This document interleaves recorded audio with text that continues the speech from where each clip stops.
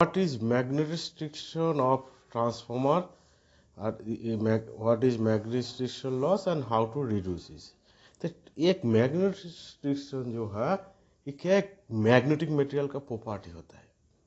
मान लीजिए कोई मटेरियल मैग्नेटिक मटेरियल जो है उसको मैग्नेटिक फील्ड उसके ऊपर अप्लाई किया। सपोज मान लीजिए मैग्नेटिक मटेरियल है, इसके ऊपर एक ऑल्टरनेटिव करंट एसी एक वोल्टेज अप्लाई किया। ये मैग्नेटिक मटेरियल है तो क्या होगा, मैग्नेटाइज होगा, इसके ऊपर एक फील्ड जनरेट होगा। उसी हिसाब से मान लीजिए एक फील्ड है, यहाँ पे फ्लक्स जनरेट होगा। तो इस हिसाब से ये मैग्नेटिक जो मटेरियल जो है ये जब मैग्नेटाइज हो रहा है इसमें क्या होता है, ये जो मटेरियल का ये मटेरियल मान लीजिए नॉर्थ पोल साउथ पोल, ये मटेरियल का साइज एंड शेप चेंज होता है। वो जो ओरिजिनल साइज था जब इसका ये मैग्नेटाइज्ड होगा इसका साइज थोड़ा बढ़ता। मान लीजिए इसका ओरिजिनल साइज है, मान लीजिए लेंथ है एल है, जब ये मैग्नेटाइज माने एकदम अप टू सैचुरेशन तक हो गया, मान लीजिए सैचुरेशन हो गया, सैचुरेशन होने के बाद ये मान लीजिए डेल्टा एल इसका लेंथ चेंज हुआ।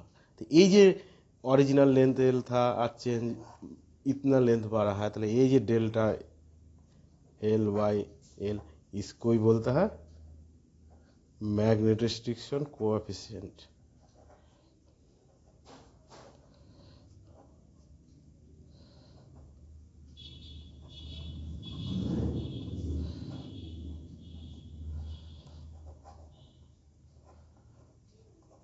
इसको बोलता है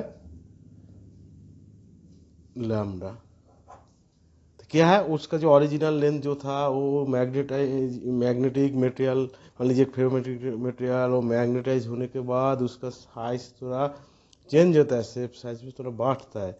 मान लीजिए डेल्टा एड उसका चेंज हुआ था, डेल्टा एड ओरिजिनल जो डेल्टा लेंथ था यही बोलते हैं मैग्नेटिक रिस्ट्रिक्शन कोएफिशिएंट मतलब लैम्डा। इसको ही बोलता है मैग्नेटिक रिस्ट्रिक्शन। ये मैग्नेटिक लॉस तब क्या है, ये एक मैग्नेटिक मटेरियल प्रॉपर्टी ये डेल्टा एल जो वो बड़ा है उसलिए क्या है फ्रिक्शन होता है, उसी हिसाब से एक साउंड होता है। हाँ मान लीजिए आयरन कोबाल्ट निकल ये सब मटेरियल तो मैग्नेटिक रिस्ट्रिक्शन प्रॉपर्टी होता है, तो एक साउंड जनरेट करता है। तो ये जो लॉस होता है वो लॉस को बोलता है मैग्नेटिक रिस्ट्रिक्शन लॉसेस। तो वो लॉसेस रिड्यूस करने के लिए तब क्या करना पड़ेगा, मान लीजिए मटेरियल को जो कोट जो है अच्छे से टाइट करना पड़ेगा, एयर गैप नहीं रहना चाहिए। उसके बाद क्या है इंसुलेशन जो वार्निश है अच्छा क्वालिटी वार्निश करना पड़ेगा। हाँ तो ओल्ड मैंने स्टैम्पिंग जो है अच्छे से करना पड़ेगा। तब हामिंग साउंड कहाँ से आता है, योग से आता है, तो योग को क्या करना पड़ेगा लैमिनेटेड करना पड़ेगा। था उसी हिसाब से मैग्नेटिक रिस्ट्रिक्शन लॉस रिड्यूस होगा। देखिए यहाँ पे तब what is magnetic restriction. Magnetic restriction is property of some magnetic materials.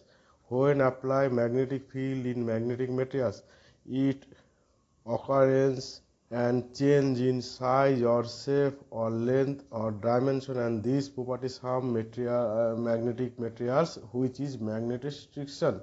This is a loss of energy due to friction in magnetic material core. This change of shape, size, length, dimension of magnetic material occur till the magnetic material get magnetized saturation. ये जो है ये discover कौन किया था, James joule 1842 में। तो इसको जूल्स इफेक्ट भी बोलता है। एक किस मटेरियल में ferromagnetic and ferromagnetic material this effect आता है। This effect can calculate by magnetic restriction coefficient. It is a fractional variation of length and magnetization rise from 0 to saturation value and indicated by lambda. If the length of the ferromagnetic material length L after magnetized value 0 to saturated value change होके delta L change हुआ, then the ratio of the delta to delta L is called magnetic restriction coefficient. तो magnetic restriction coefficient क्या हुआ, change हुआ delta L by उसका जो original length था, ये जो बोलता है मैग्नेटिक स्ट्रिक्शन कोएफिशिएंट। तो what is magnetic striction loss? There occur loss of energy due to friction in magnetic material core, therefore occur humming sound in transformer and loss occur due to frictional heat. These effects in magnetic materials such as iron, cobalt, nickel, iron, aluminum, alloy, etc. Others alloy materials. How to reduce magnetic friction loss? This loss can reduce by correct mechanical mounting of seat back, enough tightness screw so that air gap and good insulation varnish maintain over with controlling temperature. After transformer old, the core stamping varnish required. Also humming sound come from yoke. Laminated yoke reduce humming sound. Transformer mechanical loss क्या है? Transformer में एक magnetic striction loss होता है। क्या है?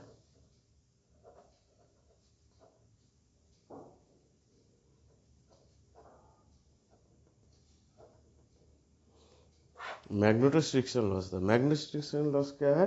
मान लीजिए ट्रांसफॉर्मर में जब एक मैग्नेटिक मटेरियल को, मान लीजिए एक मैग्नेटिक मटेरियल है, इसको मैग्नेटाइज किया, एसी सप्लाई दिया, तो ये क्या है? ये मान लीजिए मैग्नेटिक मटेरियल है, तो मान लीजिए इसका ओरिजिनल लेंथ एल है। जब ये मैग्नेटाइज हुआ, फुल्ली सैचुरेट होगा, इसका लेंथ डेल्टा एल बढ़ेगा। फुल्ली मैग्नेटाइज होने के बाद 50% भी होगा, वो बढ़ेगा। एकदम मैक्सिमम कितना बढ़ेगा? फुल्ली मैग्नेटाइज होने से वो जो एक लेंथ बढ़ेगा, मान लीजिए डेल्टा एल बढ़ गया। तो ये मैग्नेटिक मटेरियल की एक प्रॉपर्टी को बोला है मैग्नेटिक स्ट्रिक्शन। तो जब मैग्नेटिक मटेरियल का वॉल्यूम बढ़ेगा, प्राइमरी साइड में, सेकेंडरी साइड में जब बढ़ेगा, तो एक जब एक फोर्स क्रिएट कर, मान लीजिए एक मेटल है वो बढ़ रहा है, तो योक एंड कोर ट्रांसफार्मर का जो योक,